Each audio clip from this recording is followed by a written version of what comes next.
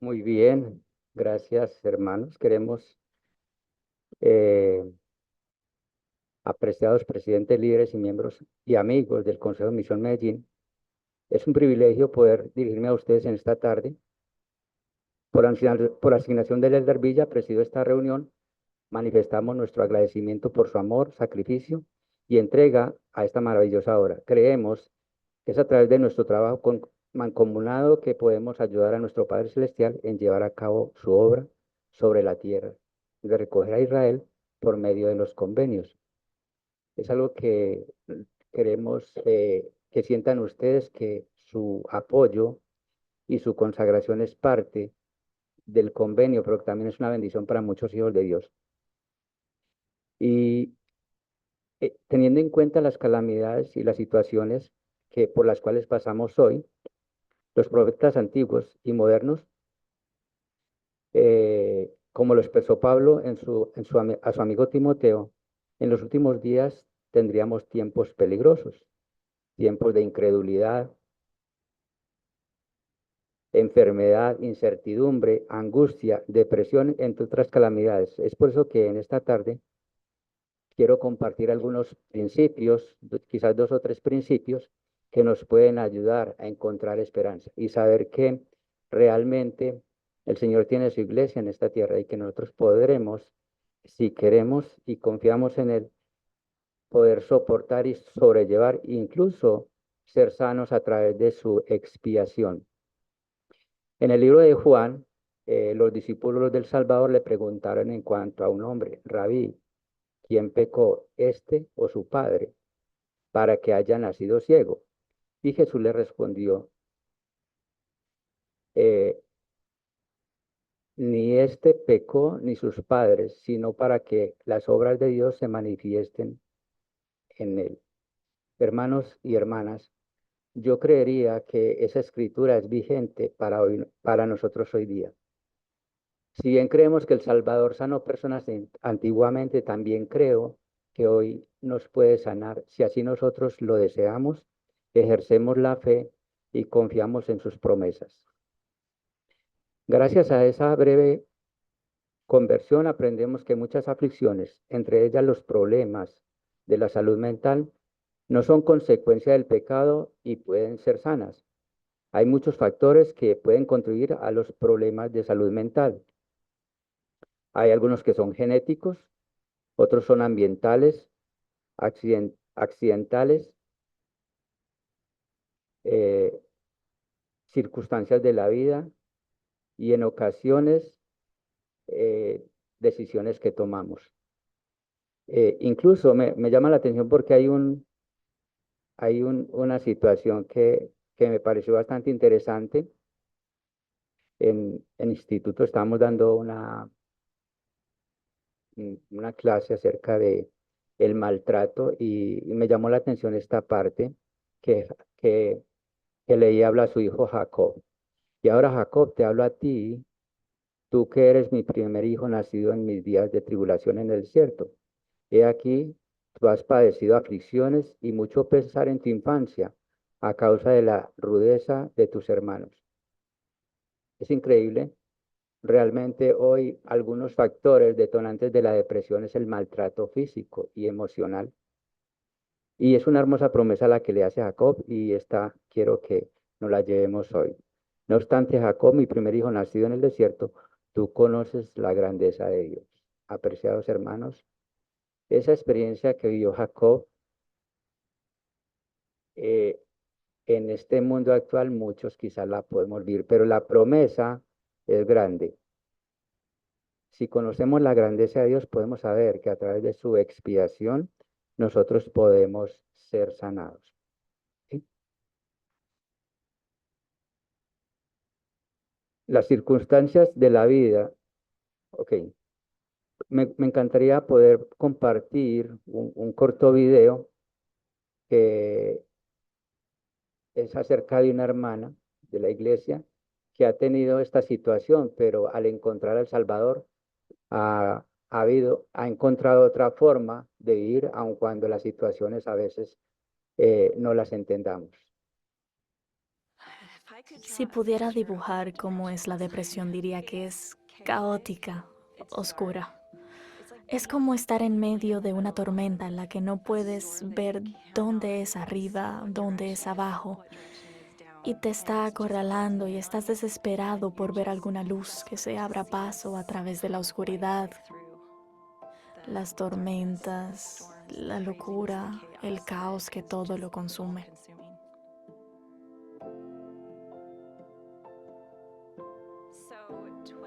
Hace 22 años estaba embarazada de mi tercer hijo. No quería quedarme embarazada enseguida, pero sentí que era el momento. Así que seguí adelante. 5 meses después sentía que me estaba volviendo loca. No era solo la tristeza posparto. Quería arremeter contra la gente y ya no disfrutaba de lo que antes sí disfrutaba. Era como si las luces se hubieran apagado en mí y no pudiera entender qué había sucedido ni qué estaba pasando. Estaba en la consulta con mi médico y me hizo una prueba, y cuando entró me dijo: tienes una depresión grave. Se llama trastorno depresivo mayor. Recuerdo que me quedé allí sentada en conmoción porque para mí, en ese momento, eso significaba que no tenía suficiente fe, que era débil, que no era suficientemente fuerte. Sin embargo, acababa de hacer algo valiente. Entonces, mi enojo con Dios se hizo cada vez más grande. Pensaba que Él se había ido, que me había abandonado o que yo era tan mala que esto era un castigo. Así que voy a terapia cuando lo necesito, sé cuando lo necesito, y mucha meditación, oración, escritura. Para el principio, nada de eso funcionaba porque estaba muy enojada con Dios. Aunque no sentía que a Dios le importaba, no sentía que me escuchara, continué yendo a la iglesia y leyendo las escrituras. Nunca dejé de orar. Sinceramente, creo que ese fue uno de los mayores regalos que me hice a mí misma. Porque después de 3 años de ese enojo, cuando por fin pude escuchar y oír, había un medio para comunicarme. Pero también sé en el fondo de mi corazón que hay un propósito mayor. Creo sinceramente que pasar por la depresión me está ayudando a cumplir la misión que yo quería tener en la tierra. He aprendido mucho, no solo sobre el carácter y la naturaleza de nuestro Padre Celestial y Salvador, sino también sobre la crueldad del adversario, sus trampas y engaños. Si pasar por esto me permite ayudar a alguien más a distinguir las mentiras y la verdad, vale la pena. He llegado a un punto en que mi relación con Dios es mejor de lo que jamás pensé que podía ser. Los últimos 5 años han sido mi trayectoria para volver a confiar en Él y hacerlo plenamente. Y ahora eso es mi ancla. A medida que he sanado y desarrollado una mejor relación y confianza en ellos y conocido su carácter, sé que algún día esta enfermedad mental, esta tormenta que es como un huracán, que nunca sabes cuándo va a aparecer ni qué tan grande va a ser, sé que va a llegar a su fin. Y todo lo que puedo decir es cuidado, porque soy una persona apasionada y soy una luz en un mundo donde la oscuridad me consume regularmente. Cuando me libere de esto, el cielo y la tierra se van a mover porque me voy a mover con todas mis fuerzas y será glorioso. Deseo que llegue ese día, pero hasta entonces me aferro al hecho de que, aunque no estoy curada, todavía puedo tener una porción de esa luz. Y siempre que siento que mi mundo se tambalea, me recuerdo que sé que Dios me ama. Sé que Él está en los detalles y que guarda sus promesas.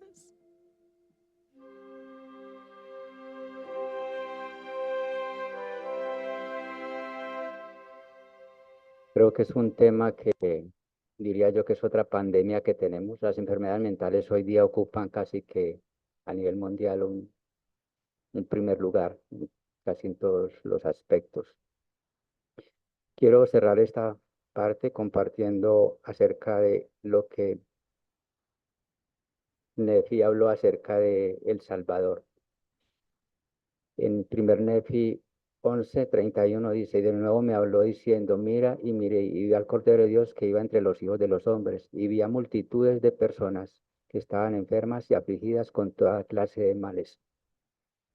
Yo creería que las enfermedades mentales son un mal más que nos aquejan estos últimos días, y con demonios y con espíritus impuros. El ángel me habló y me mostró, y todas estas cosas fueron sanadas por el poder del Cordero de Dios. Apreciados hermanos, si bien la vida no es fácil y nos encontramos con estas situaciones, yo amo al Salvador porque en él está, aparte de estar la perfección, está la respuesta a cualquier pregunta. Pero lo más hermoso es que actualmente yo no conozco una iglesia que tenga tanta preparación para estos tiempos como lo tiene la iglesia. Hay una aplicación de ayudas para la vida y hay una cantidad de herramientas que la verdad, si nosotros como miembros las revisáramos, son doctrina increíble que nos ayudaría a tomar decisiones correctas, a hacer frente a estos desafíos. Agradezco al Padre Celestial todos los medios que nos coloca y especialmente al tener profetas y apóstoles en estos últimos días. Tener un profeta con una visión integral de lo que es un humano, hablando espiritual y físicamente por su experiencia científica y espiritual también. Y sé que Dios vive, que Jesús es el Cristo y que está su iglesia. Y lo comparto y lo dejo en el nombre de Jesucristo. Amén. Ahora los hermanos nos darán ayudas o ideas de lo que nosotros podemos hacer para ser resilientes de hoy en adelante. Tiempos para ellos.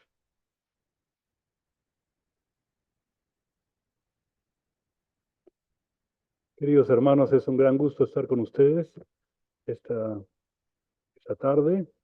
Mi nombre es José Alezón, vengo de Perú. Soy gerente de servicios para la familia. Me encanta esta ciudad, es una ciudad muy linda, mucho verde, la gente es maravillosa. Y lo que más me gusta es que ahora no estoy viniendo solo, como otras veces, sino que estoy viniendo con el hermano Alejandro Romero. Ahora nuestro equipo de empleados de la Iglesia de Servicios para la Familia ha crecido. El hermano Alejandro es el empleado de Servicios para la Familia a cargo de Colombia. Entonces, obispos, presidente de estaca, cuando ustedes tengan alguna, presidente de rama y distrito también, por supuesto, cuando tengan ustedes alguna pregunta, algún caso de algún miembro con algún problema emocional, por favor, comuníquense con el hermano Alejandro. Él es el contacto directo con ustedes para cualquier situación de ayuda a un miembro. También nos acompaña la hermana Gabriela Hernández. Ella se ha incorporado a Servicios para la Familia hace 6 días. Ella es de Venezuela y estará a cargo de todo ese país tan maravilloso y está en este momento en entrenamiento con nosotros. Bien, quiero compartir mi pantalla para contar, hermanos, por qué estamos aquí.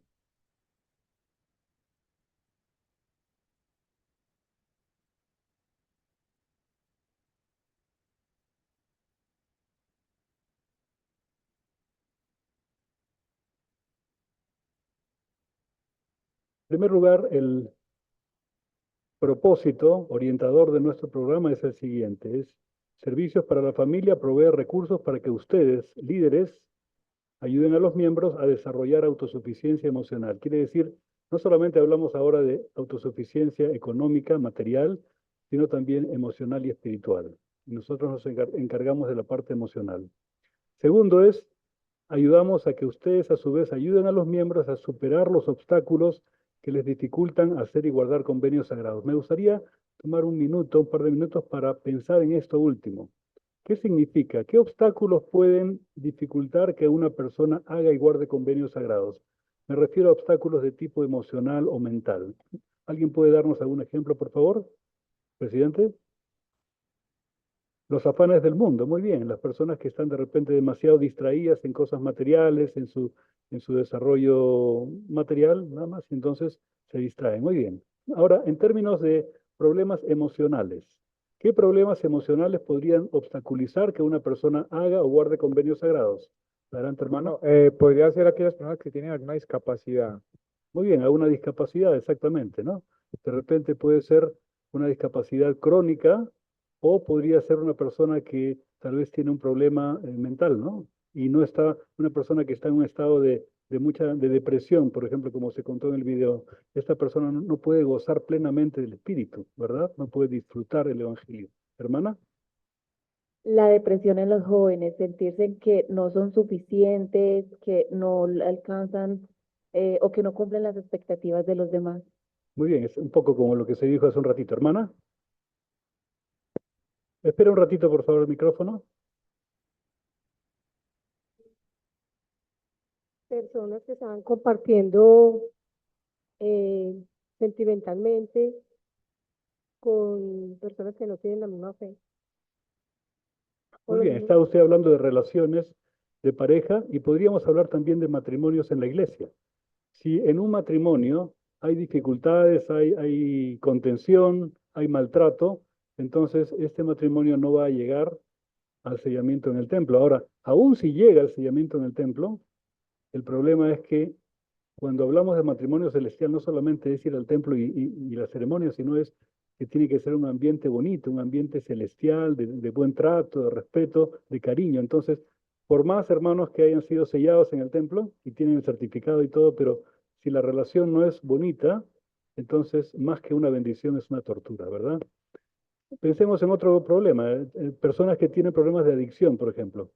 Estas personas no pueden servir en la iglesia plenamente. Estas personas no tienen una recomendación para el templo. Saben que en este momento, y vamos a conversarlo mucho porque el centro de esta charla es niños y jóvenes.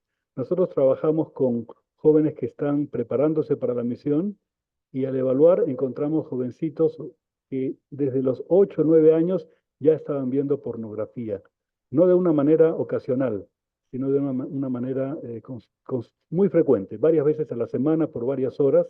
Imagínense 7, 8, 10 años viendo pornografía. Entonces, estos jóvenes no pueden servir una misión, no pueden entrar al templo. Así que esos serían algunos ejemplos de respuesta a esta pregunta. Muy bien.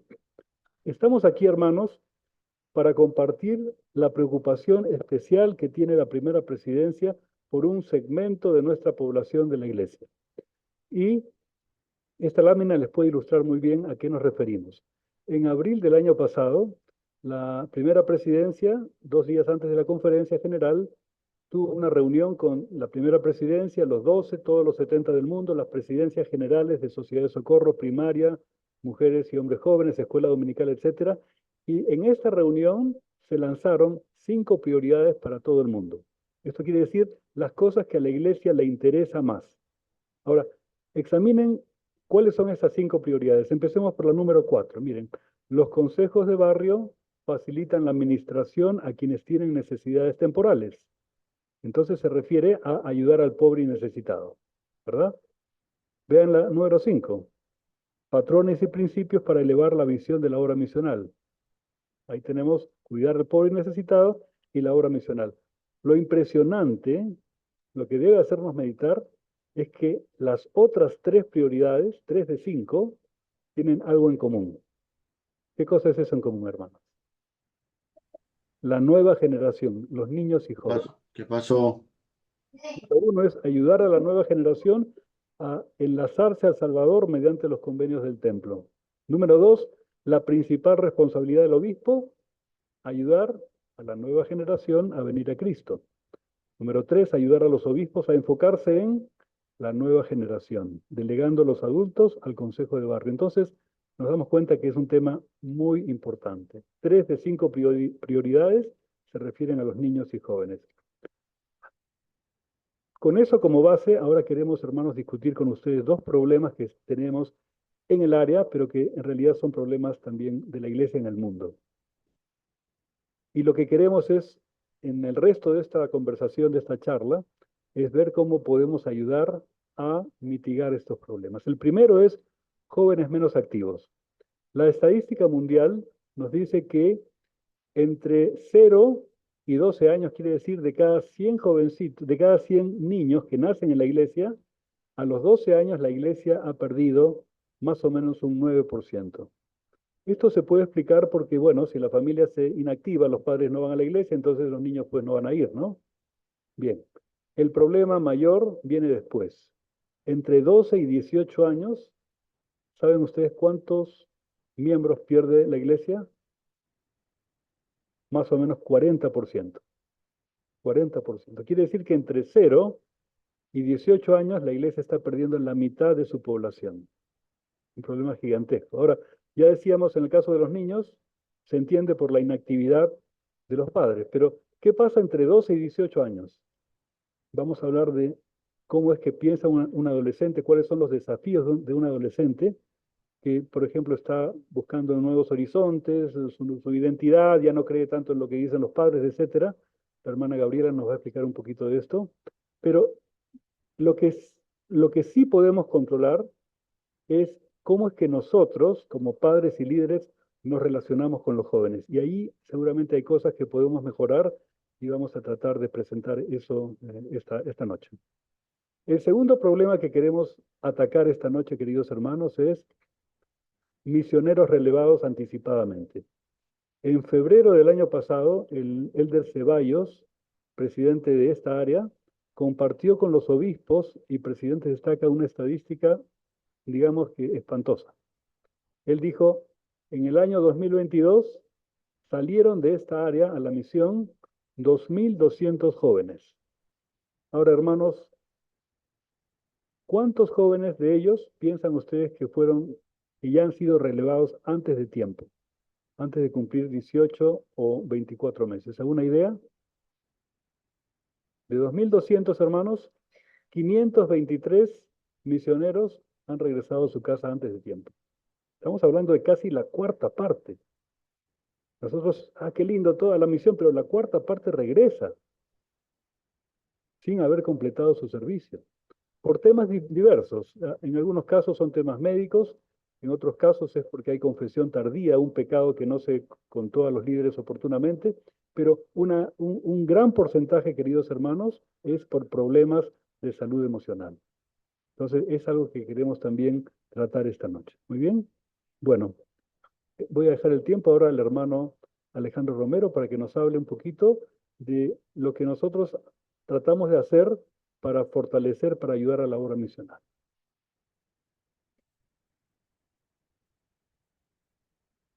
Buenas noches a todos, hermanos y hermanas.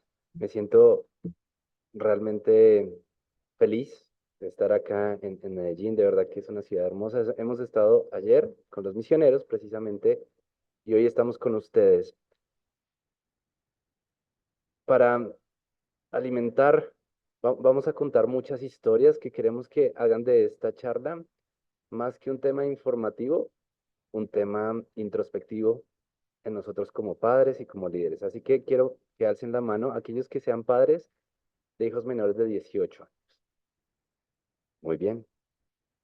Ahora, ¿quiénes son líderes? Muy bien. Así que estamos los que estamos, ¿no? Teníamos que estar acá.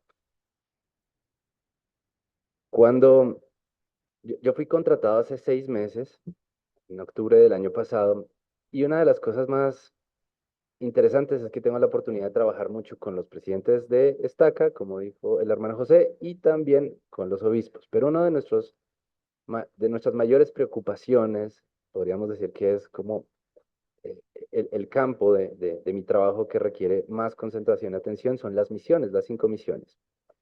Y hablando con el presidente Aguiar, que él es el presidente de Misión Bogotá Sur, me dijo, ya lo van a relevar este año, y me dijo, Alejandro, este año, perdón, en toda mi misión tuve que devolver a 15 misioneros. Esto, como lo dijo el hermano José Aleson, no es algo nuevo, todo el tiempo pasa. Pero la parte que venía a continuación en su comentario fue la que me impresionó y dijo, de esos 15, al menos 10 fueron por causas emocionales. 10. ¿sí? Ellos sirven 3 años y 10 fueron por causas emocionales. Vamos a contar muchas historias con números y una de las que nos preocupa también va a hablar de conversaciones. Cuando estuvimos en Barranquilla hace muy poco, hablando con los presidentes que son muy buenos, estaba hablando con el presidente Calle y él me dijo,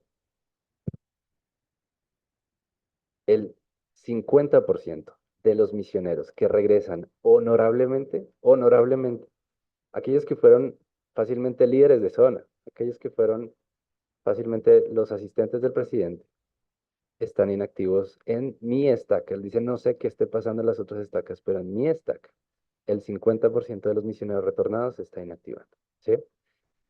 Ahora, yéndonos a otra parte de la historia, que son los misioneros que regresan por causas emocionales, por causas médicas, confesiones tardías, aquellos que regresan antes de tiempo, él me dice, en mi caso, en mi estaca, el 80% de estos se han activado. ¿Por qué contamos estas historias que definitivamente se sienten escabrosas? Porque queremos poner sobre la mesa un gran problema, ¿sí? Un gran problema, pero no con el fin de desesperanzarnos como iglesia. Menos mal, una de las cosas más fuertes de nuestra iglesia es que creemos en la revelación moderna y creemos que tenemos un Dios viviente y un profeta viviente que recibe comunicación constante y que nos prepara para los tiempos agitados que tenemos que enfrentar. Entonces está el problema y es que tenemos obviamente la necesidad de, queremos hacer que el reino de Dios crezca, pero a veces estamos siendo ingenuos porque no entendemos realmente lo que significa preparar a los jóvenes, ¿sí? Y muchos obispos y presidentes de esta acá entenderán, y tal vez lo haremos hasta de una manera tierna, que nos interesamos en su preparación 1 año o 6 meses antes, y es algo que queremos cambiar. Vamos a hablar de cambio de paradigma. Entonces, como lo decía, nuestro trabajo tiene 4 tiempos o 4 esferas en las que nosotros como Servicios para la Familia intervenimos y apoyamos a los servicios misionales. Lo primero es antes de la misión, ahorita vamos a enfatizar un poco más acerca de eso. Luego los misioneros en campo, también a los misioneros en campo les evaluamos, les hacemos monitoreo, a veces les delegamos que sean atendidos terapéuticamente por alguno de nuestros profesionales de la red, misioneros retornados de manera anticipada, como les decía, es muy preocupante para la iglesia. Y segundo, aquellos de hecho que ya terminaron, que ya culminaron, pero vivieron toda su infancia queriendo ser misioneros y cuando regresan ya no saben qué quieren ser. Bien, entonces, ¿qué problemas tenemos en el campo? Ya les dijimos, confesiones tardías, problemas físicos, retiros voluntarios, eso también pasa, y problemas emocionales. Esto se nos coló, ¿no es cierto?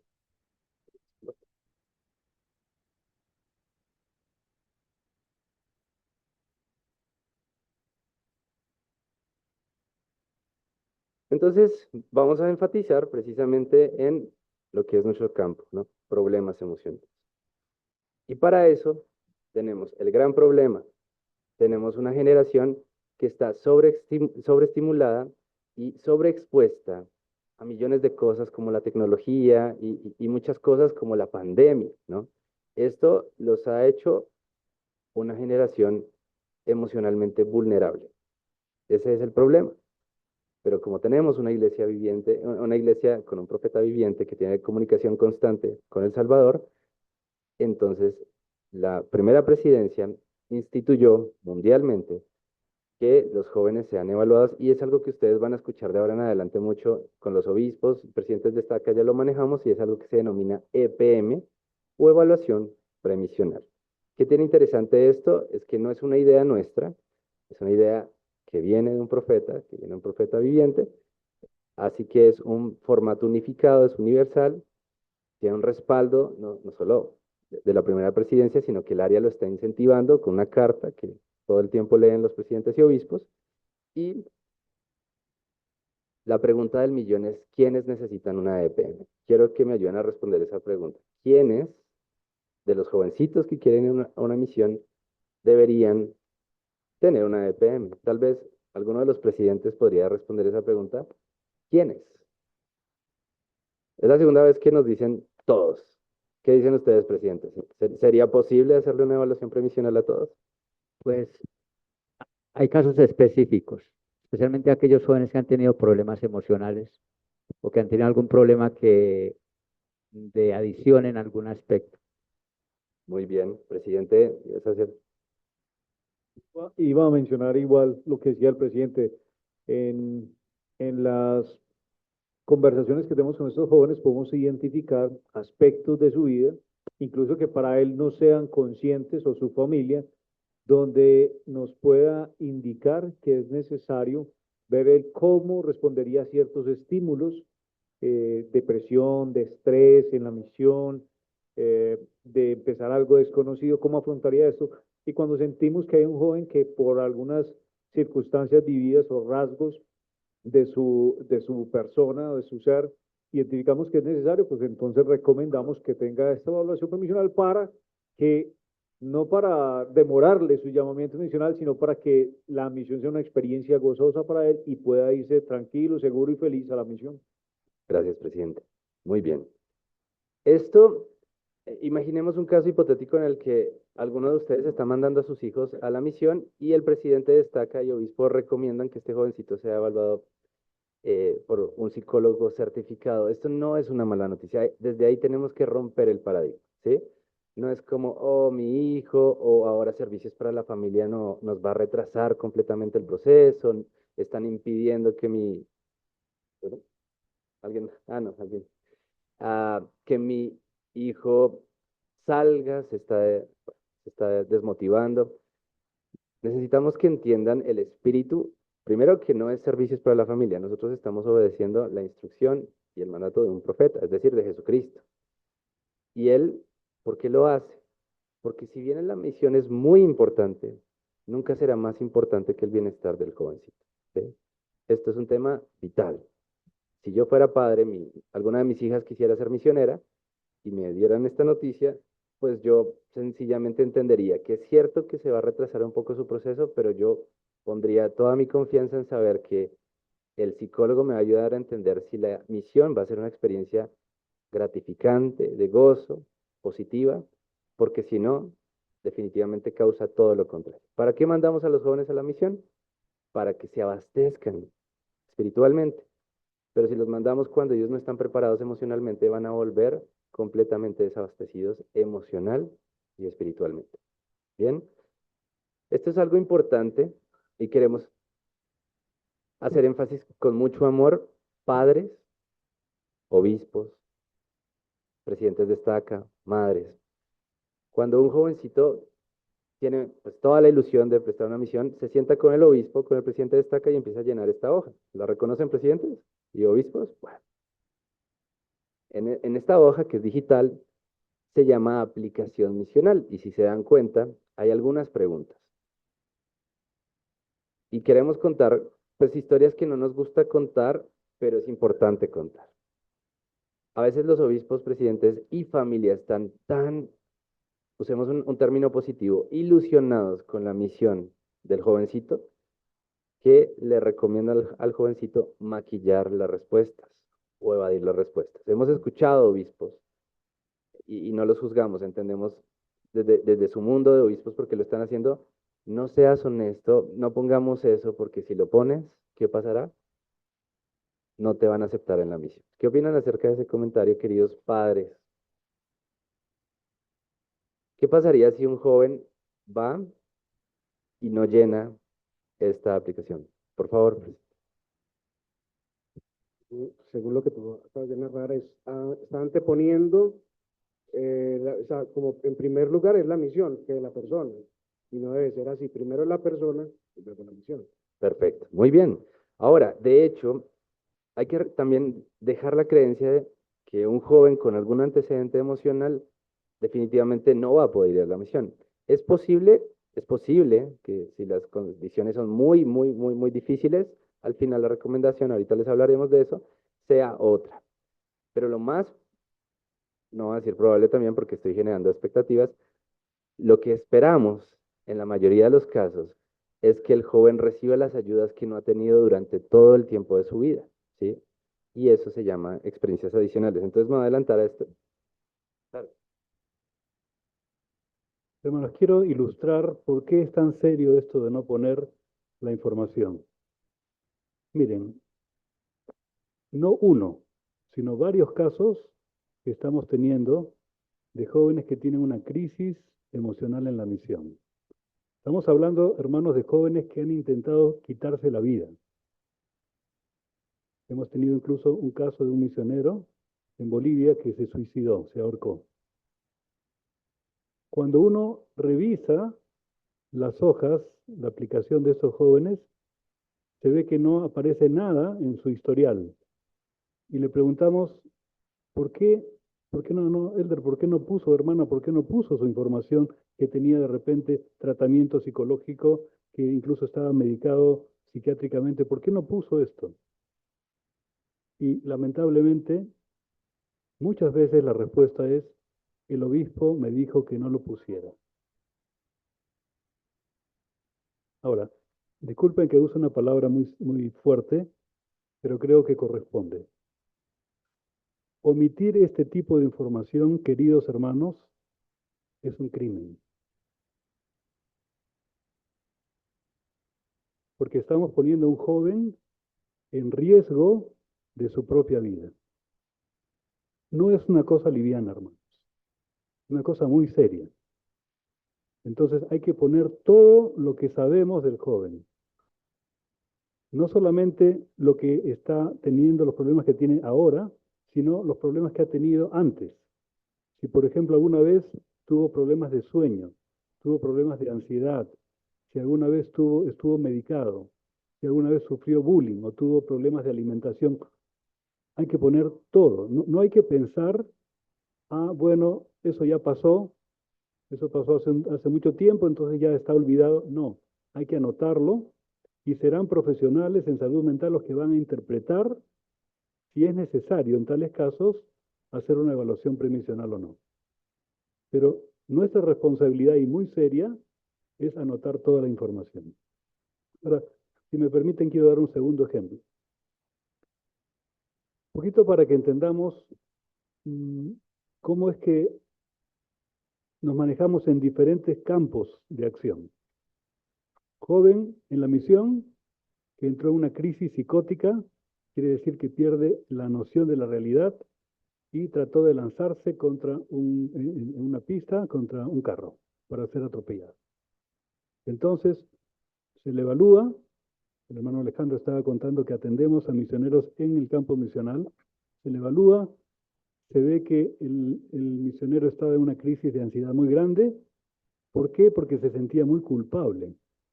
Se sentía culpable porque estaba viendo pornografía y estaba también incurriendo en masturbación. Entonces él sentía que no estaba a la altura del llamamiento misional y de la vida misional. Cuando conversamos con el obispo nos dijo esto: hermano, este joven se bautizó hace 15 meses y cuando lo entrevisté por primera vez me contó que él había estado expuesto a la pornografía por 6 años.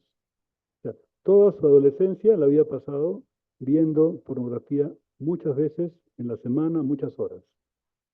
Pero cuando él se bautizó, él quiso cambiar, él quiso nacer de nuevo. Él se arrepintió y me contó.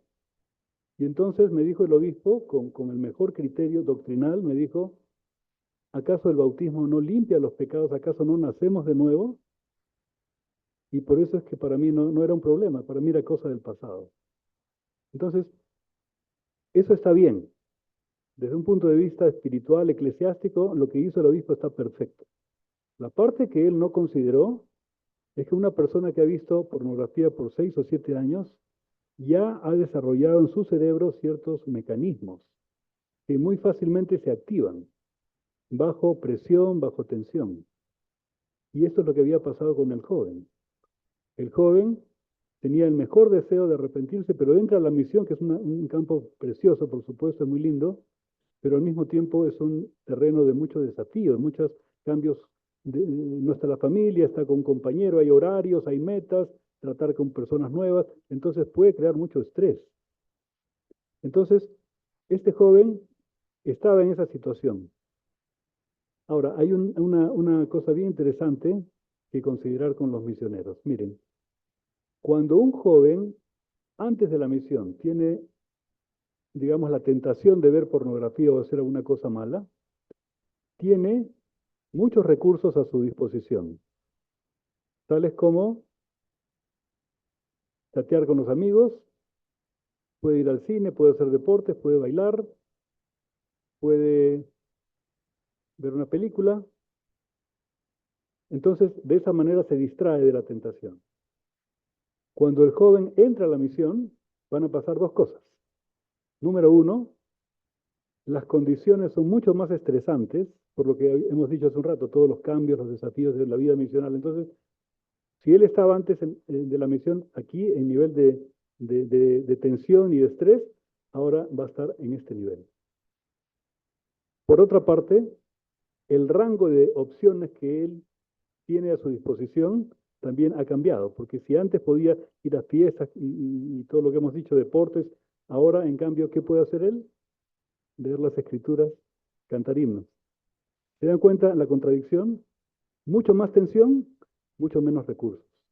Y por eso este joven, como otros también, en esa situación lo que hace es regresa a prácticas que él mismo consideraba que había superado. Entonces, por eso es tan importante registrar toda la información, porque lo que hubiéramos hecho ahí es ayudar a ese joven, sabiendo que había tenido 6 años de pornografía, para darle herramientas, recursos. Cuando venga la tentación, ¿cómo van a ir tus emociones? ¿Cómo vas a regular tus emociones? ¿Cómo vas a distraer la mente? Todas esas herramientas son parte del tratamiento psicológico.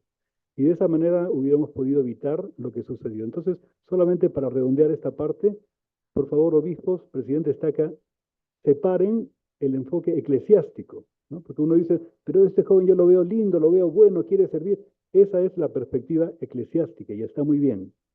Pero eso no debe dejar a un lado la perspectiva clínico-psicológica que, como en este caso, estaba ahí creando un problema en latencia, ¿sí? Entonces, el joven es evaluado. Acá tenemos dos, al menos veo dos de nuestras buenas psicólogas. Y los psicólogos no decidimos, eso es otra cosa importante, ¿sí? No es como, el psicólogo fue el que dijo que no, y entonces ahora le mandamos la moto al del psicólogo, porque en él no está. Nosotros damos una recomendación, esto se va al departamento misional, pues todo el liderazgo es el que toma la decisión final. ¿Cuáles son las posibles decisiones? La primera es la que parece ser más deseable y es que después de que el jovencito fue absolutamente honesto en todos sus antecedentes psicológicos y emocionales, el psicólogo lo evalúa y dice, sí es cierto que tuvo antecedentes muy serios, muy intensos, pero en este momento se encuentra estable, tiene los recursos. Podríamos decir que todos estos síntomas están en remisión, quiere decir que no están siendo un problema en este momento para su funcionalidad. Esa es una buena noticia. Y lo que le decimos es, bueno, el departamento misional dice, puede seguir con su aplicación, perdón, y en cuestión de tal vez un par de semanas le llega su llamamiento. Bien. Pero es muy probable que como se levantaron algunas banderas rojas y por la generación que estamos teniendo que acompañar en la misión, es muy probable que se le pidan experiencias adicionales.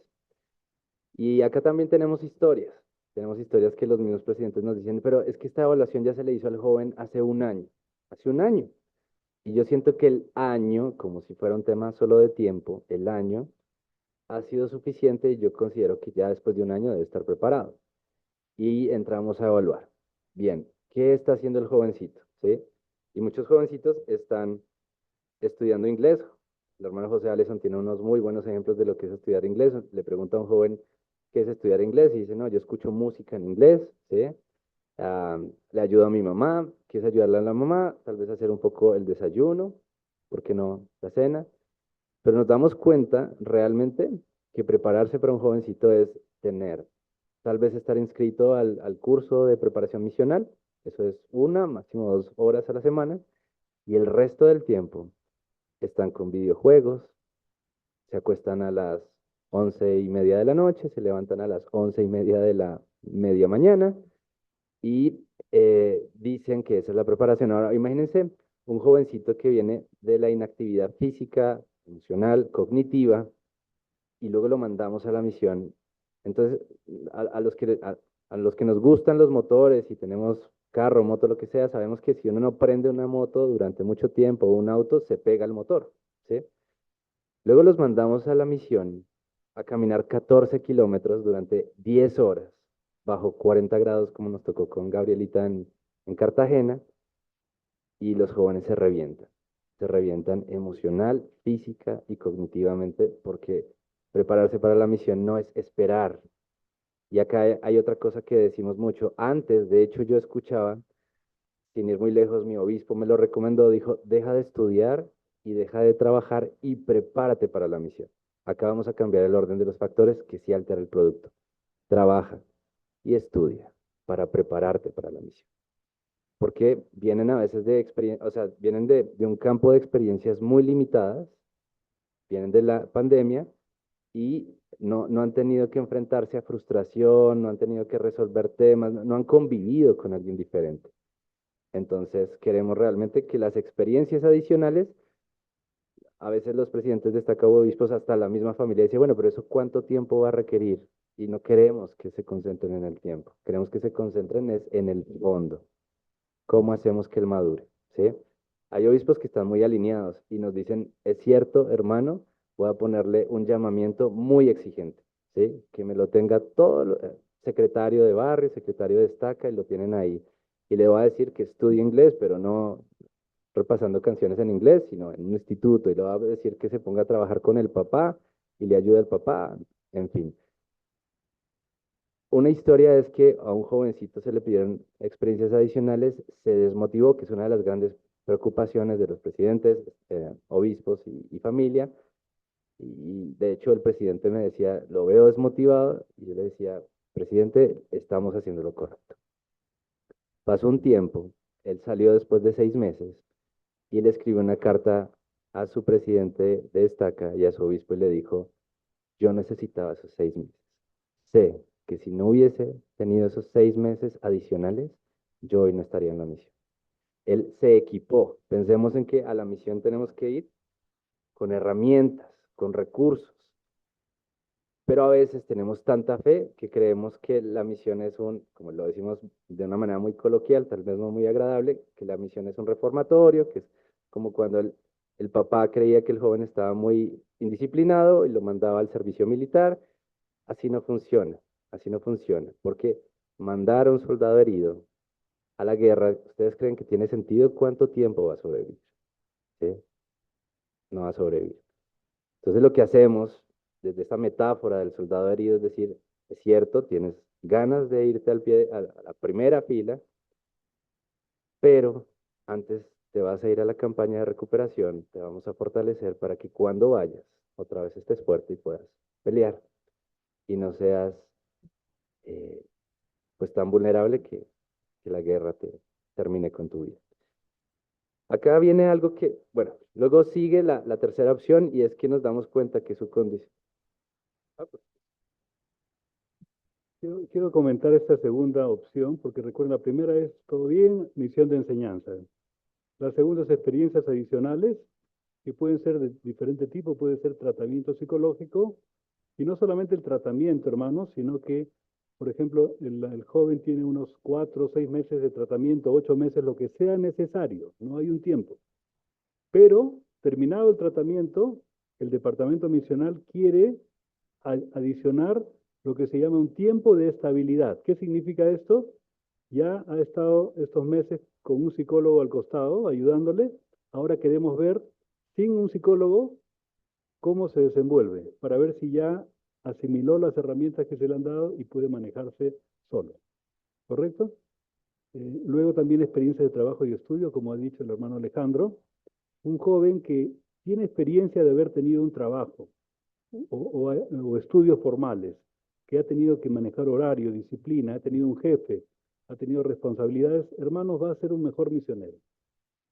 un joven que ha tenido llamamientos, que ha dado discursos, ha sido maestro en la escuela dominical, donde sea, entonces también.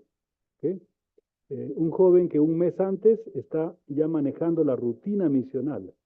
O sea, en el CCM recibíamos jóvenes que tenían 3, 4 días en el CCM con dolor de cabeza y no podían dormir y estaban muy inquietos. Y al final les preguntamos, bueno, Elder, ¿usted a qué hora se ha estado acostando la semana pasada? A las 12 porque me quedaba haciendo videojuegos. Y al día siguiente me despertaba a las 8 o 9 de la mañana. Pero, así me decía este misionero, la noche en que me apartaron, como era mi despedida, me quedé hasta las 2 de la mañana con videojuegos. Y al día siguiente entraba al CCM. ¿Cómo no va a estar con sueño y con dolor de cabeza? Entonces, el joven tiene que empezar 1 o 2 meses antes a vivir una rutina parecida a la del misionero. Entonces, ¿qué quería tomar este tiempito, hermanos? Porque aquí es donde tiene que haber el gran cambio cultural en toda la iglesia. ¿Sí? Porque la cultura hasta este momento ha sido, mi hijito cumple 18 años o mi hija cumple 19, ya tiene que ir a la misión porque todos los amigos están saliendo a la misión y ahora, y mire, y ahora me retrasan. Hermanos, eso ha cambiado. ¿Saben desde cuándo ha cambiado? Ha cambiado desde que el presidente Monson dio el anuncio del cambio de edad.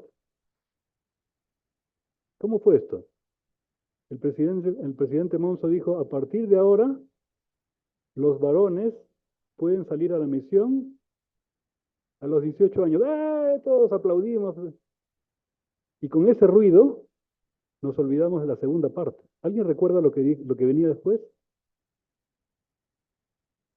No, porque la edad nos impactó tanto que nos olvidamos de todo lo demás.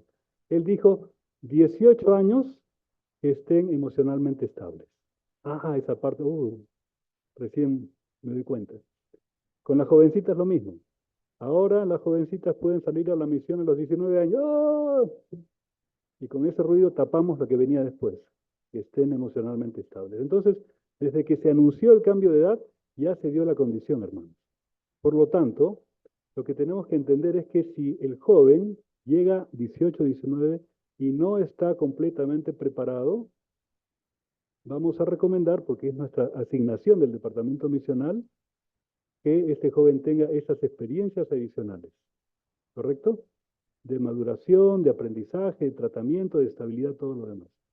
Y solamente pedimos su comprensión. Nunca es nuestro propósito estorbar o complicarle la vida a un joven. El hermano Alejandro lo ha dicho bien.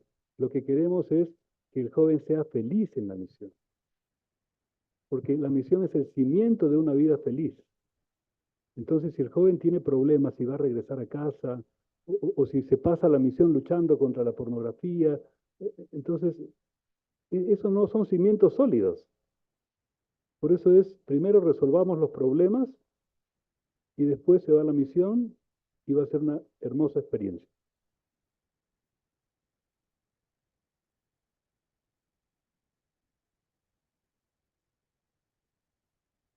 ¿Quiénes de acá saben lo que es una misión de servicio? ¿Pueden alzar la mano? Muy bien. La tercera opción es que consideramos que su condición es tan inestable, tan vulnerable, que lo recomendamos para una misión de servicio. Y entonces la familia, a veces hasta los líderes, hacen como, ¿sí? Como, bueno, porque se considera la misión de servicio, todavía no nos hemos convertido, como el plato, el segundo plato, ¿no? Como un cajón secundario, como que pues el jovencito no pudo, entonces lo pusimos a hacer ahí algo como para que no se sienta pues desechado o rechazado. Y hemos tenido, de hecho, respuestas de familias que dicen, no, es que yo tuve a mi hijo para que él fuera misionero de regla. Y si no es misionero de regla, prefiero que siga estudiando. ¿Sí? Así que una de las cosas que queremos hacer es romper ese paradigma y entender que esto, definitivamente vuelvo a enfatizar en esto, es la voz del Señor para nuestros tiempos. Y es que hemos escuchado cosas que son muy lamentables. Y ayer estábamos discutiendo esto en Cartagena. Hay frases que suenan muy lindas, muy santos de los últimos días, pero tienen un trasfondo oscuro y muy peligroso.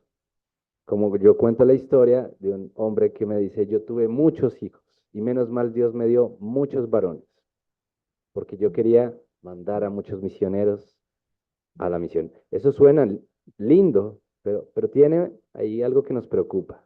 ¿Qué les parece preocupante de esa frase que suena como muy linda, pero pues también muy potencialmente peligrosa? ¿Qué? La presión, muy bien, gracias, presidente. Volvió hablando el libre albedrío, muy bien. Ahora, ¿qué pasaría si uno de esos, el cuarto, tercer hijo, tuviera una condición por la que no puede ir a la misión? Este jovencito, con ese pensamiento, esta cultura del papá, él va a sentir que es un inútil, ¿sí? Bueno, esto suena, claro, un poco difícil, pero le hemos enseñado a los misioneros y lo entendemos. Recordamos acá que no queremos criticar lo que se dice, sino lo que puede causar. Y es que les enseñamos a los jovencitos desde que son niños en la primaria, les enseñamos a soñar con ser misioneros. Y si no puede ir a la misión o si es devuelto antes, llegan a sentir que su vida ya no tiene mayor sentido. Porque los educamos pensando que lo más importante en la vida es ser misioneros. Bien, acá hay una foto que nos gusta mucho compartir. ¿Qué ven en la foto derecha y qué ven bueno, en su foto izquierda y en su foto derecha, ¿qué ven? Me gustaría que alguien me dijera, son dos escenas diferentes, pero habla de principios diferentes. Por ahí alguien está alzando la mano. Allá, al fondo, hermano. Allá.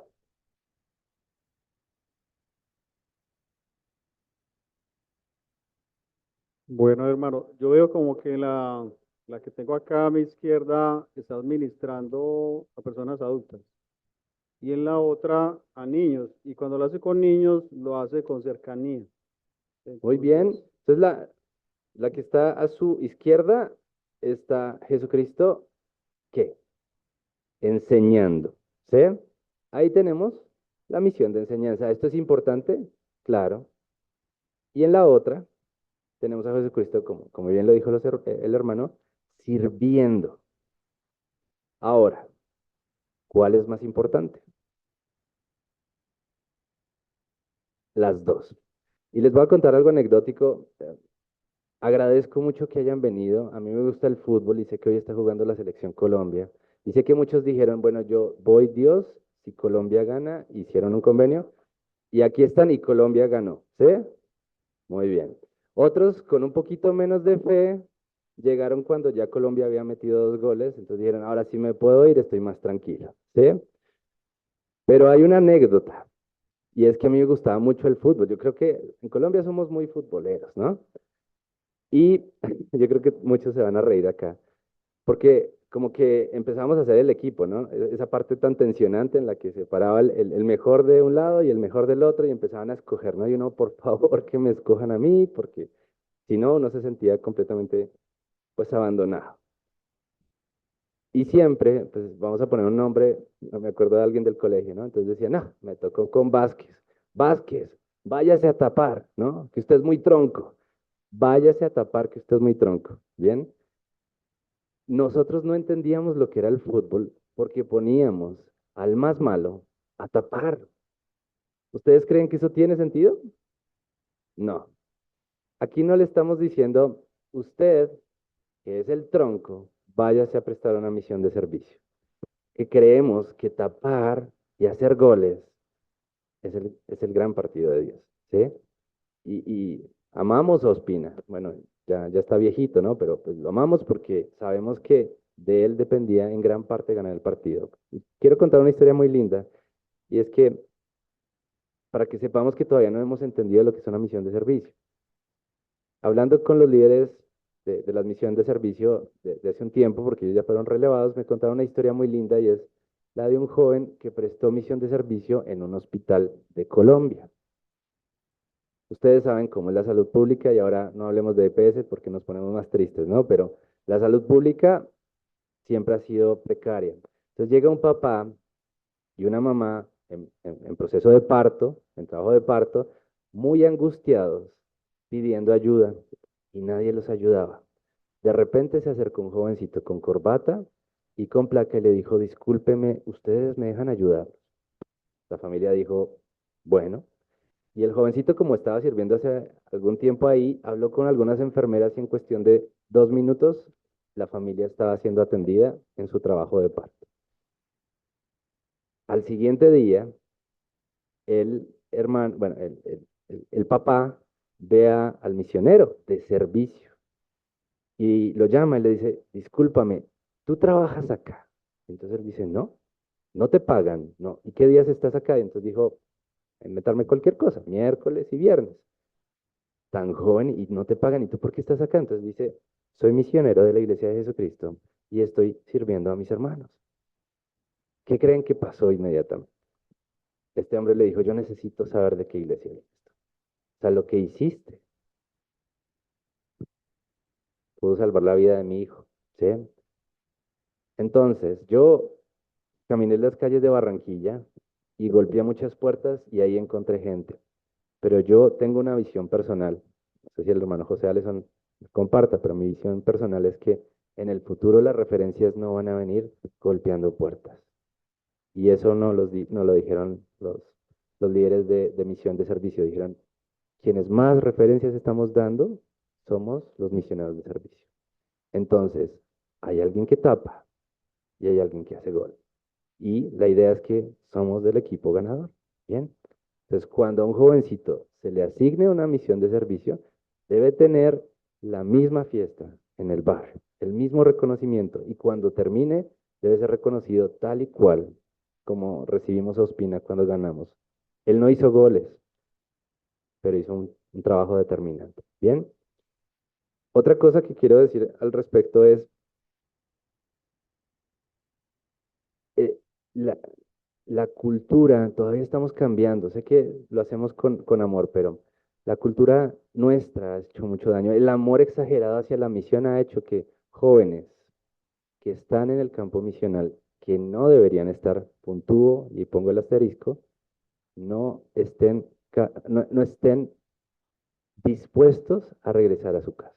Y están mal, hermanos, hace 3 semanas no duermen, tienen problemas alimenticios, han pensado en hacerse daño y les preguntamos y les decimos, tú no estás en condiciones, deberías irte a casa. Y la respuesta de ellos es, no, porque a mí me hicieron un shower y yo no puedo defraudar a mi barrio. Y mi mamá y mi papá se van a sentir decepcionados. ¿Qué opinan acerca de esto? Es triste, porque el hermano José Alesson en Cartagena contó una historia y es de un hermano que, bueno, son frases que dicen los papás, a veces con buenas intenciones, pero es, hijo, prefiero que, gracias, alguien lo dijo, prefiero que regreses muerto antes de que regreses antes. Y saben qué, hermanos, se lo toman muy en serio, se lo toman muy en serio.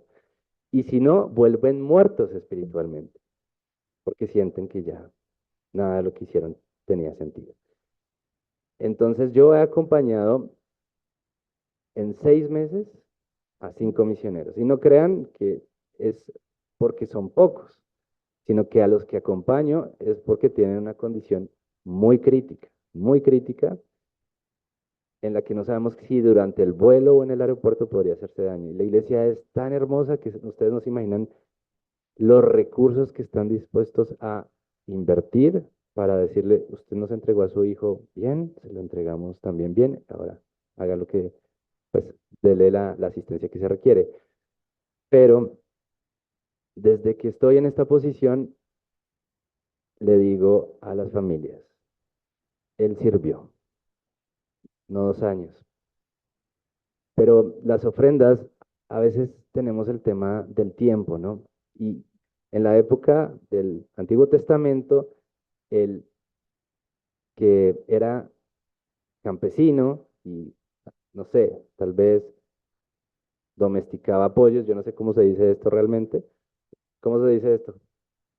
Criaba, gracias, sí, porque domesticar no creo que les dijera, dame la patica, ¿no? Adiestraba pollos, no. Entonces, Él daba 10 pollos, pero el que sembraba tomates y cosechaba tomates, daba tomates. O sea, lo que tenemos que entender es que cada cual le da al Señor lo que tiene, ¿sí? Hay jóvenes que dan 2 años y eso es maravilloso y nos encanta, pero los presidentes de misión han relevado con mucho honor a jovencitos que han servido 1 año y lo hacen con honor. Y entonces el jovencito queda muy preocupado, dice, presidente, tal vez tenga que volver. Y el presidente entiende que su condición emocional es tan fuerte que le dice, tú ya diste tu ofrenda y tienes que continuar tu vida porque ya diste tu ofrenda y para el Señor es buena. Bien, entonces, rompamos este paradigma. Y algo que quiero decir finalmente, ya una cosa pequeña, es, no quiero que empecemos ahora como iglesia a tener el efecto péndulo, ¿no? Antes era, lo más importante es mandar a los misioneros y queremos mandar muchos misioneros, y ahora es como que vinieron servicios para la familia y nos dijeron que esta es una situación real y entonces nos volvemos ahora completamente padres complacientes y sobreprotectores y decimos, no, yo prefiero que mi hijo no vaya a la misión porque tal vez se ve afectado. Y los seres humanos somos tan predecibles que siempre estamos en el péndulo, ¿no? Entonces, o mandamos todos o ahora no queremos mandar a nadie. Y tenemos que llegar al balance. Una de las cosas más lindas del Evangelio es entender que tenemos que tener balance. Entonces, queremos seguir llenando las misiones de misioneros, tanto de servicio como de enseñanza, pero también queremos garantizar que su preparación es acorde. Y esto no se hace 6 meses antes, cuando empezamos a decir, es que ya va a tener 17 años, ya se graduó él, pues ahora sí empecemos a prepararlo. La idea es que lo empecemos a preparar. Y la pregunta que le hago a los presidentes es, ¿cuándo estamos monitoreando, como decía el presidente Restrepo, cuándo estamos monitoreando? Yo diría que de hecho desde la primaria, porque desde la primaria podemos empezar a ver ciertas características que pueden ser atendidas, y más particularmente cuando cumplen 12 años, ¿sí? Entonces el presidente y el obispo se sientan y hablan y dicen, qué jovencitos y qué niños de la primaria están creciendo con carencias y con falta de recursos, y nos piden ayuda, y de hecho empezamos a hacer como una especie de mentoría para que cuando vayan, porque sí queremos que vayan, sean los mejores misioneros.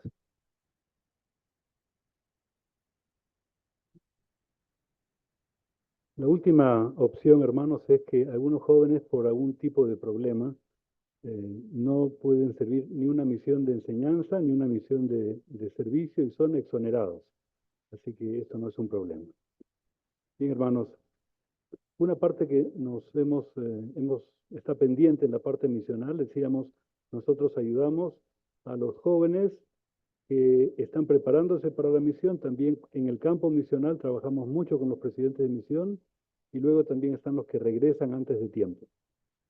Para ser breve, solamente contaré una historia.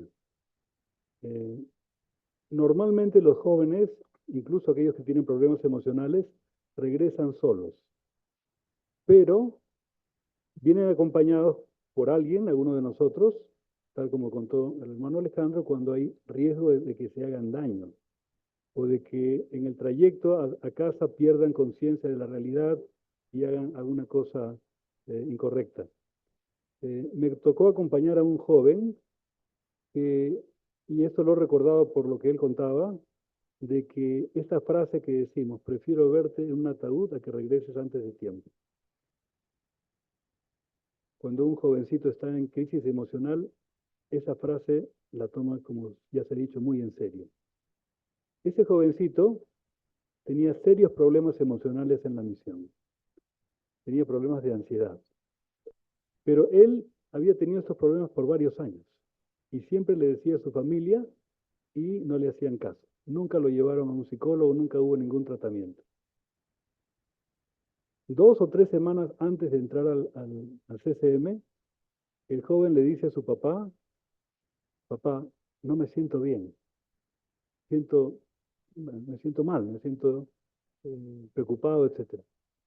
Y el papá le dice, no seas cobarde, vas a ir a la misión. Bueno, me tocó acompañar a este joven, como decía, y en el trayecto a su casa en otra ciudad, el joven me decía varias veces que estaba muy preocupado por la reacción de su papá. Y lo mencionó muchas veces. Llegamos al aeropuerto, era de noche, había unas 15 personas esperando con globos, con carteles muy bonitos, y se acerca una hermana y abraza al joven, y el joven le dice, mamá, yo me esforcé, pero mi enfermedad me traicionó. Y la mamá lo abraza y le dice, hijito, no te preocupes, vas a salir adelante.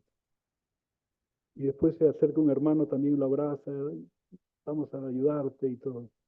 Estuvimos ahí unos 15 minutos y después ya me despedí. Entonces le dije, hermana, hermano, ayuden por favor a su hijo. Él es un buen chico y ayúdenlo. Y el hermano me dice, perdón, yo no soy el papá. Y le pregunto, ¿dónde está el papá? El papá estaba en la última fila. 15 minutos y no se había acercado a saludar a su hijo. Y me partió el alma al pensar, pobre chiquito, va a regresar a su casa, su papá lo va a tratar mal. Hermanos, así no se trata a un soldado herido. Cuando regrese un joven antes de tiempo, no le pregunten, ¿qué haces acá? ¿Por qué estás acá? No le pregunten, por favor. Denle amor, apóyenlo, denle aliento, denle un fuerte abrazo de bienvenida. Es lo que necesitan. Bien. Decíamos al principio que tenemos dos problemas que nos interesa atacar. Uno es jóvenes menos activos y el segundo, misioneros relevados anticipadamente. En el tiempo que nos queda, que no es mucho, queremos compartir con ustedes algunas herramientas para ayudar a la nueva generación. Y la hermana Gabriela va a empezar entonces con algunas sugerencias para ustedes. Buenas noches, un placer estar acá. Bueno, como dijo el hermano, estoy en semana de entrenamiento, pero ha sido un placer estar acá, compartir con los misioneros y poder conocer lo que es esta hermosa labor que hacemos desde Servicios para la Familia y todo es hacia el beneficio de los hermanos y hermanas. Es maravilloso, de alguna u otra manera, promover la autosuficiencia emocional, que también es importante. A ver, creo que es importante, ahorita que hemos hablado de todo este contexto, que podamos entender un poco lo que es la adolescencia, que es una etapa fundamental en la vida de todos nosotros, en donde de alguna u otra manera, desde pequeños, fue como que en conjunto con nuestros padres o con nuestra familia, como que construimos un Lego y teníamos una idea de lo que era la vida, nuestros valores, lo más importante. Pero ¿qué pasa en la adolescencia? Ese Lego lo destrozamos y queremos nosotros hacer nuestra propia figura. Dejamos de lado y cuestionamos todo lo que antes habíamos aprendido y comenzamos nuevamente nosotros a hacer algo nuevo. Entonces es una etapa de muchos cambios y necesitamos en ese momento mucha comprensión, mucho apoyo. Les invito a hacer un ejercicio mental. Piensen en ustedes cuando tenían de 12 a 17 años. Traten de hacer ese ejercicio mental. ¿Cómo eran? ¿Cómo se sentían? ¿Cómo fue pasar por esa transición? ¿Fue fácil? ¿Tuvieron apoyo? ¿No tuvieron apoyo? Traten de hacer como este ejercicio de introspección y recordar un poco su tiempo adolescente. Todos pasamos por cambios en la adolescencia, por cambios cognitivos, es decir, cambios mentales. ¿Qué sucede especialmente? Nosotros pasamos de pensar de una forma concreta, como lo piensan los niños, a una forma más lógica. Entonces, ¿qué hace esto? Que el adolescente comience a cuestionarse todo, a cuestionar a los padres, a cuestionar a todos los adultos a su alrededor, a cuestionar las normas, los valores. Ahora hay una pregunta, ¿por qué debo hacer esto? ¿Por qué no lo puedo hacer diferente? Entonces, esto genera obviamente a veces también desafíos porque su mente y su cerebro está pasando a otra etapa de desarrollo. Incluso hoy en día se dice que nuestro cerebro se termina de desarrollar entre los 21 y los 25 años.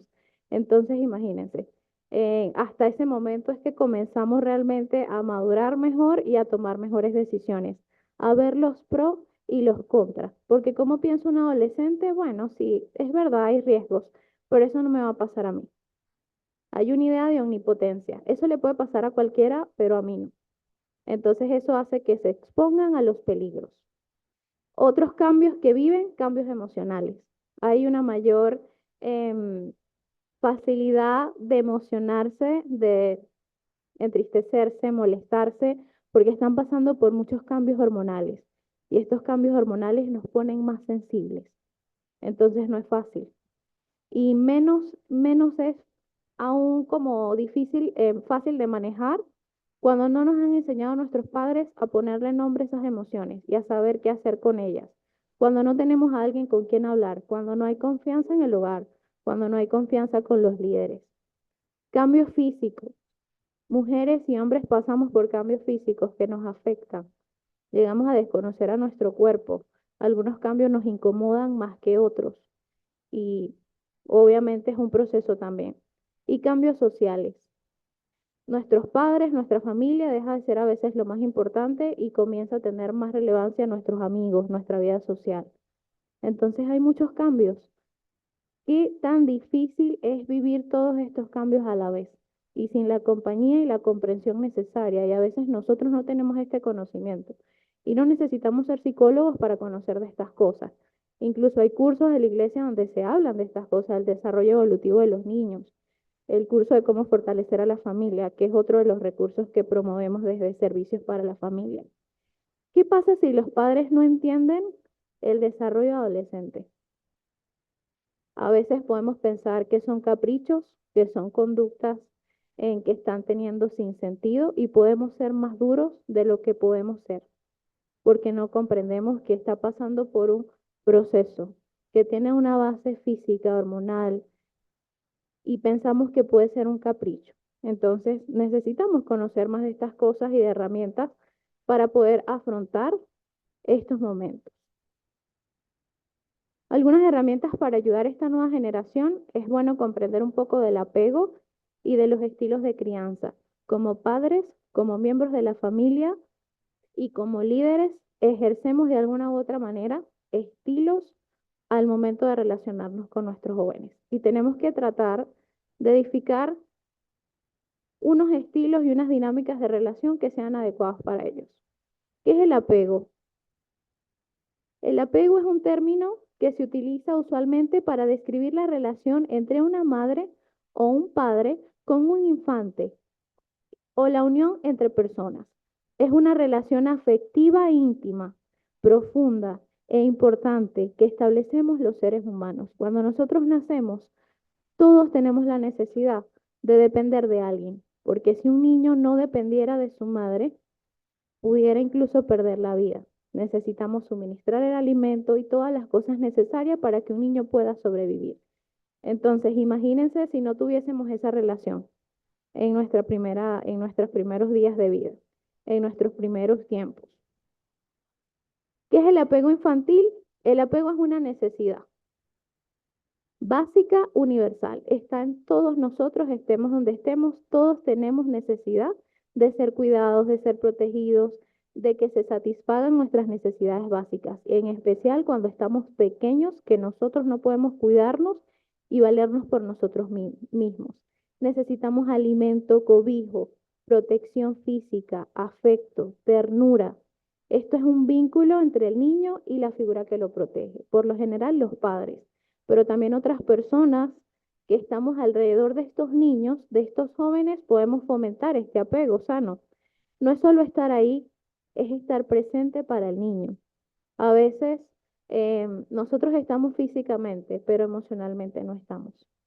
Y a veces no entendemos la diferencia y no entendemos los efectos de estar allí, pero no hay tiempo de calidad, no hay escucha, no hay empatía, no hay un preocuparse por el otro, hay un abandono psicológico, porque todos tenemos necesidades físicas, pero también tenemos necesidades emocionales, amor, pertenecer a una familia, pertenecer a un grupo, ser queridos, ser respetados, ser amados, ser acompañados en momentos cuando nos sentimos mal, cuando enfrentamos por situaciones difíciles.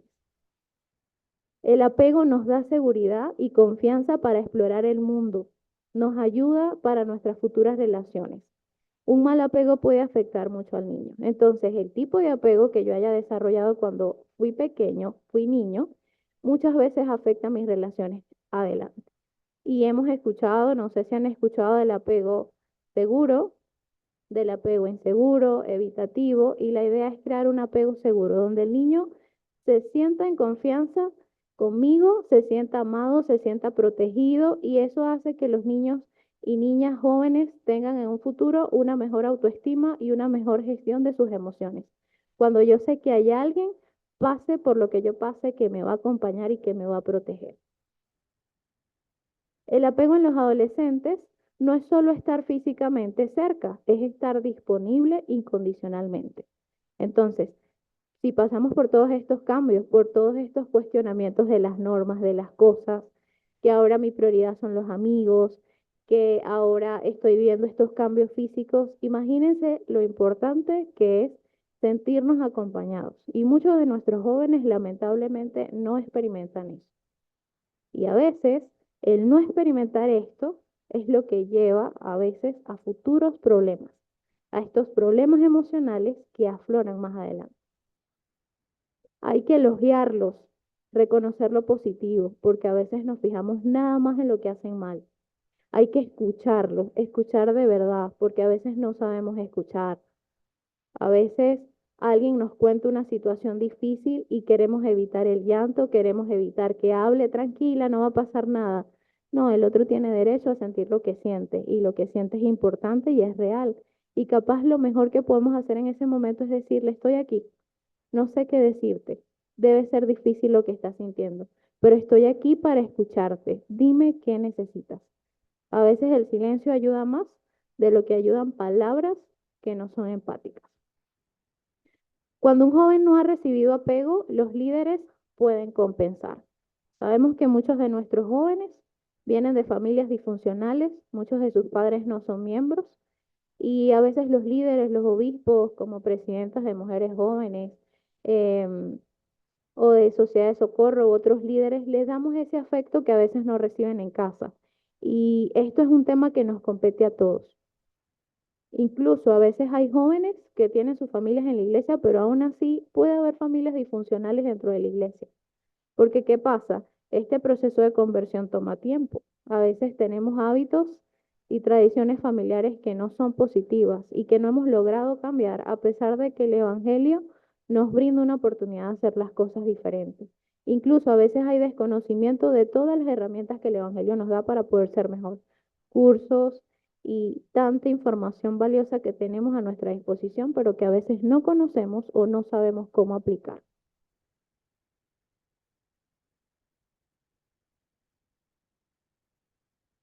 Antes de pasar al último tema, quisiera hacer un comentario sobre el tema del apego, porque no solamente esta charla es para padres, sino también para líderes. Entonces quiero hablar a los obispos y presidentes de rama. Miren, la iglesia ha hecho dos cambios organizacionales muy importantes en los últimos años.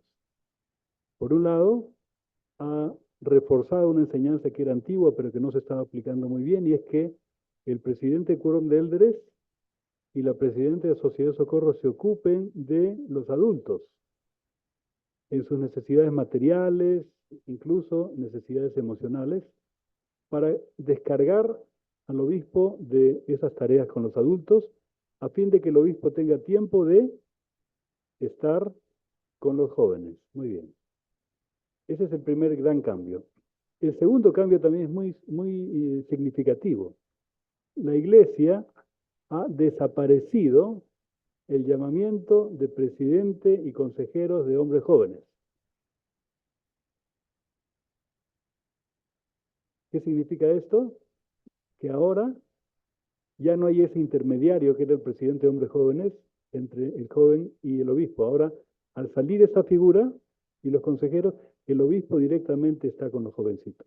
Ahora, lo que esto significa, puedo ilustrarlo de esta manera. Es como si la iglesia tuviera una gran pinza, una pinza gigante, y entonces ha ido sobre la capilla, llega a la oficina del obispo, saca el techo y encuentra al obispo entrevistando a un hermano adulto.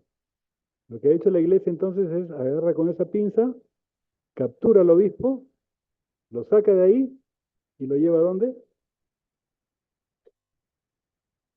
Al salón de actividades, al campo deportivo, al campo donde se hace un paseo, un campamento.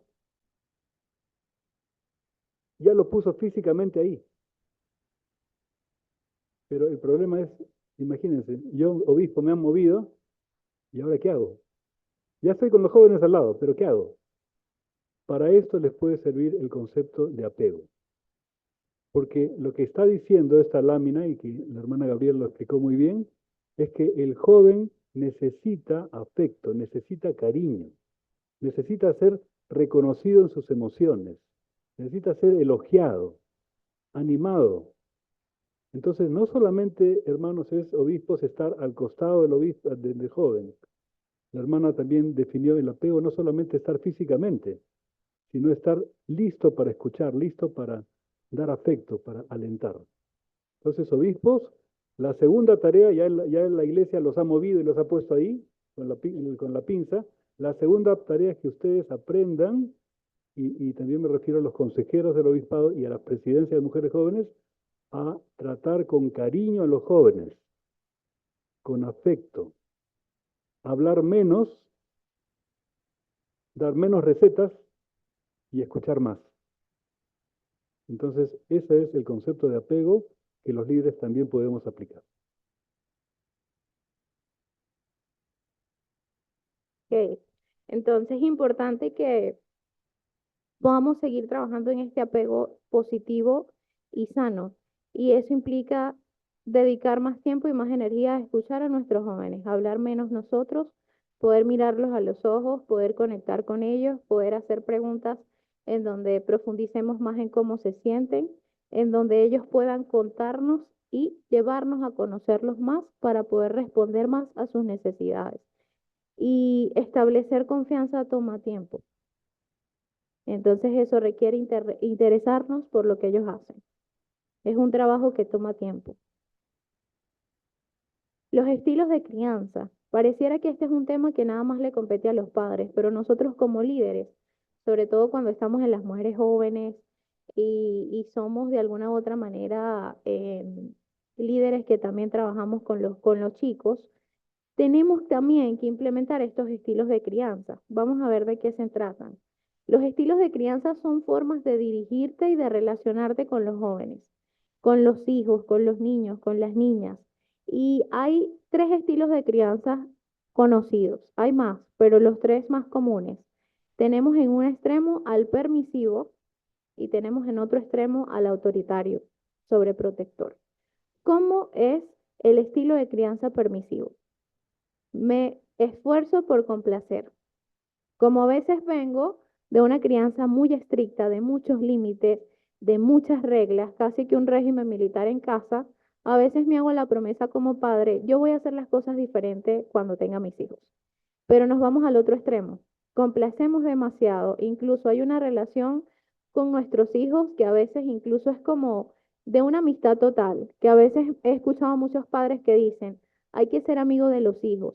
Y la realidad es que somos padres de nuestros hijos, no podemos ser amigos, porque ellos ya tienen amigos.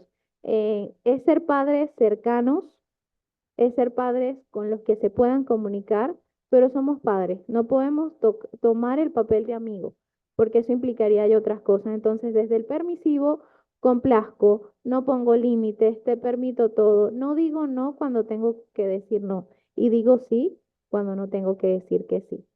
No hay reglas, hay exceso de amor, de complacencia, de darle lo que el niño necesita, y eso a veces nos genera niños egocentristas, niños que creen que lo merecen todo.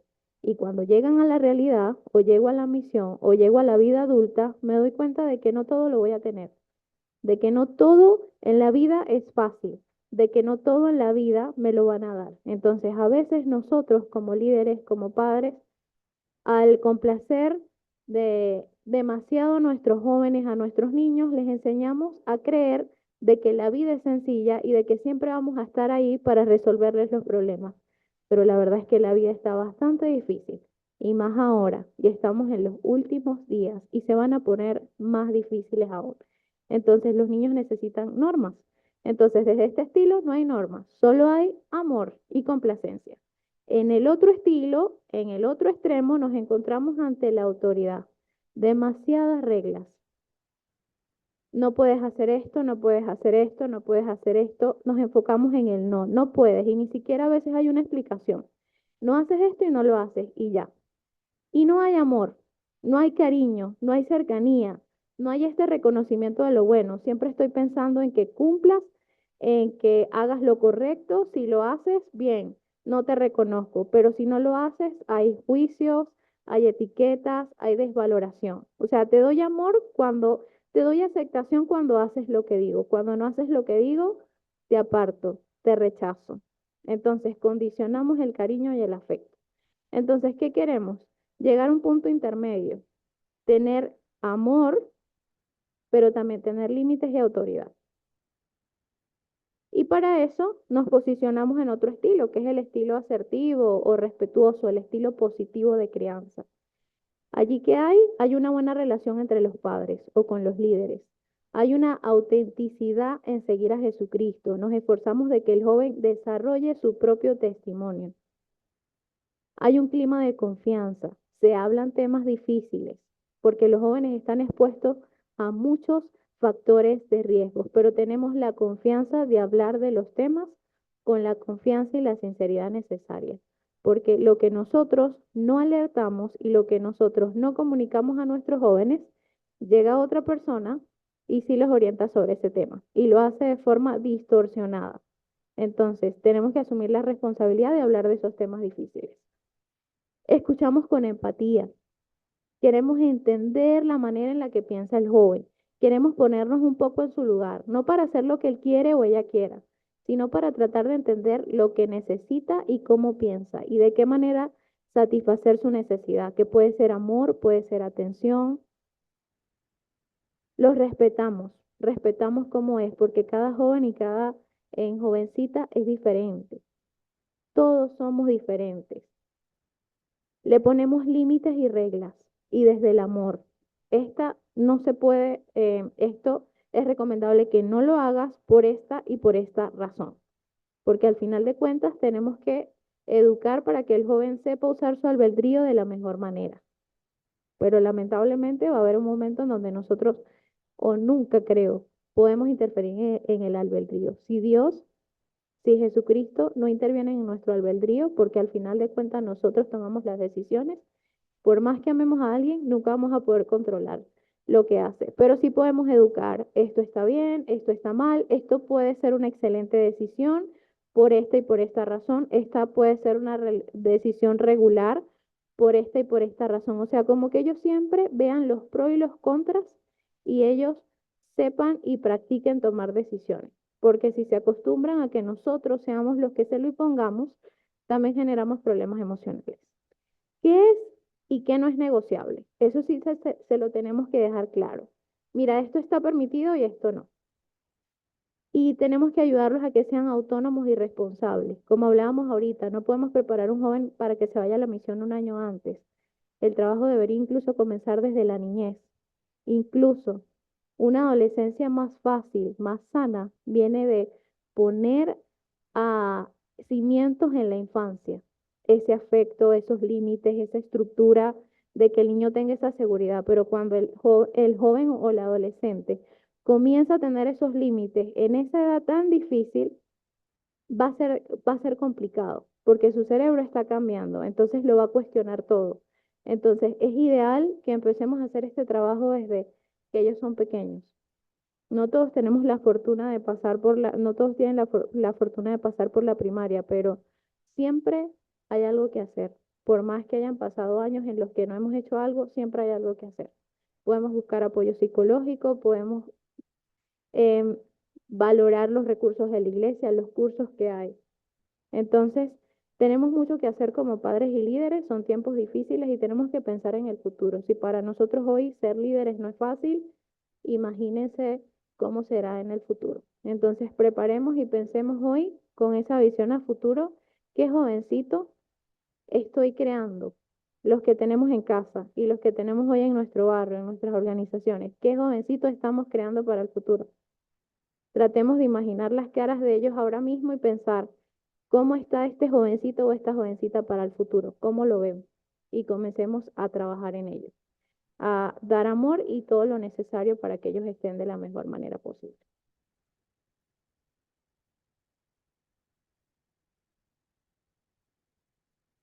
Un comentario también, ya hemos dicho que esta charla no solamente es para padres, sino también para líderes.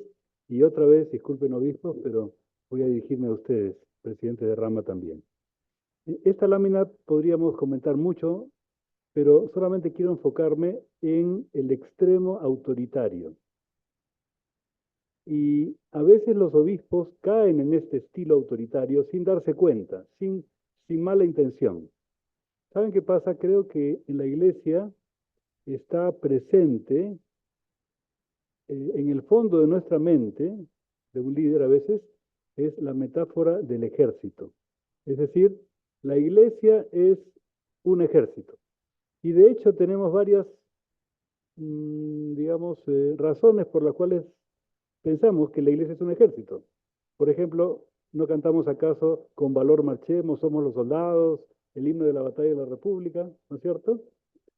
También pensamos, claro, los soldados de la MAN, ¿no? Las batallas del libro de Mormón. Entonces, sí, parece razonable que pensemos que la iglesia es un ejército. Y saben que para mí es una buena metáfora cuando yo la aplico a mí mismo. Yo tengo que ser un buen discípulo de Cristo, y tengo que ser como un soldado, etc. El problema es cuando un obispo aplica esta metáfora con sus jóvenes. ¿De qué manera?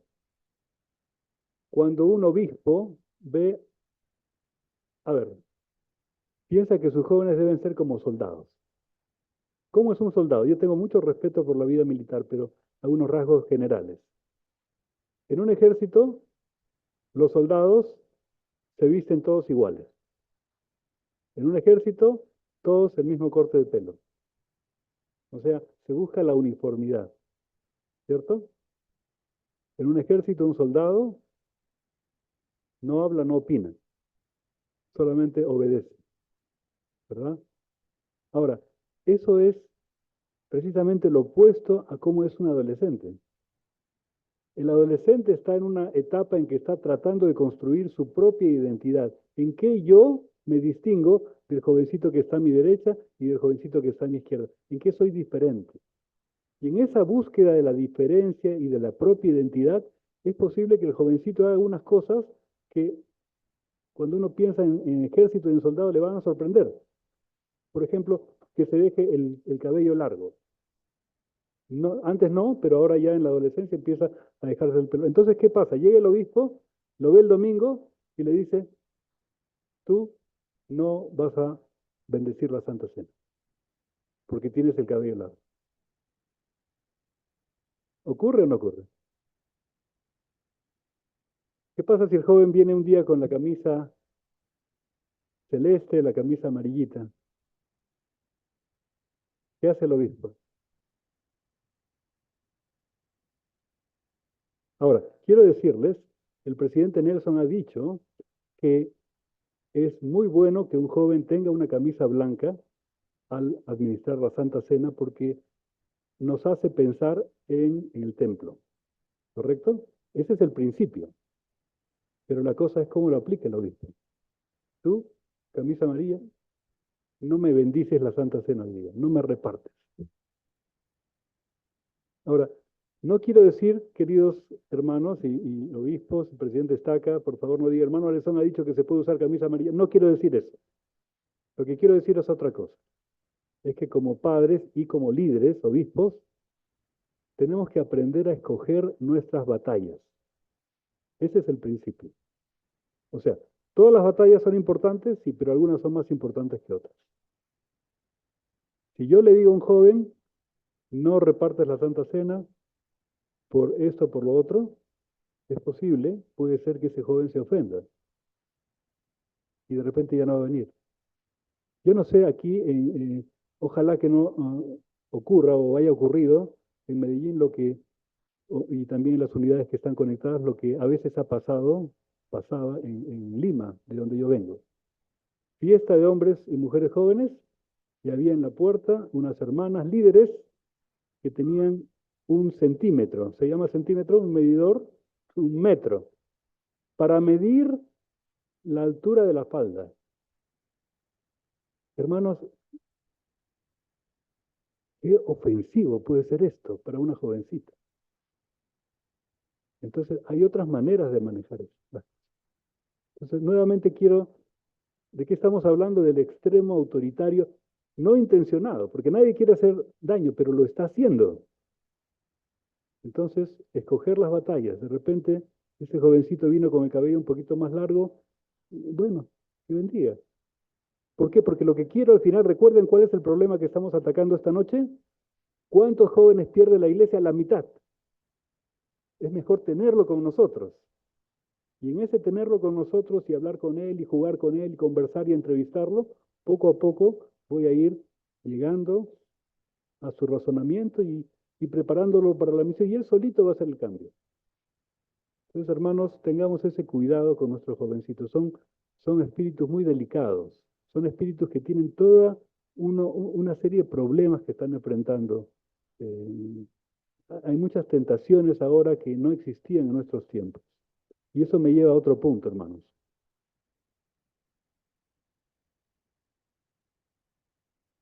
Un buen número de los problemas que nosotros vemos atendiendo a misioneros se refieren a jóvenes que no han contado a nadie problemas que tuvieron antes.